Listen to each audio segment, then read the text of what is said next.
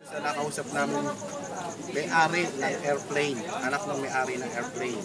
Ang import po natin is 9-seater airplane. Ang pag-aari po ng ATI Company, Captain Art Velasquez. Ang involved po natin doon ay isang aeroplano na pinapatakbo ng piloto na si Timoteo Albo. Siya po ang kumpirmadong piloto ng aeroplano. Kasama po si Jesse Kim Lustica at isang passenger na Julius Dorado. Okay. Ang damage po natin is 6 million more or less, including na po yung 20 shanties, more or less 20 shanties, and isang na-damage po ang elementary school natin, F. Serrano Elementary School. Ang kumpirmado po namin na bilang na katawan ng tao na patay is 13 persons po. Kasama na po rito yung allegedly piloto na si Timoteo Albo, co-pilot Jesse Kim Lustica, at ang passenger na si Julius Dorado. Okay. Ang cause po ng fire natin is due to airplane crash. Airplane crash. Okay. So the other deaths are fresh deaths? Yes sir. Yes, sir. Kinikilala pa po ang pagkakaroon ng ano.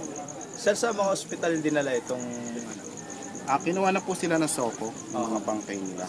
Ngayon, nakausap po namin yung mga relatives na nawawalan sila ng kamag-anakan. Ang nawawala po ay sila Maricel Rodriguez, 35 years old, Maribel Catalogo, 36 years old, at isang Roldan Sabidorian, isang security guard na kinumpirma ng mga kasamahan niyang security guard na isa sa mga biktima natin.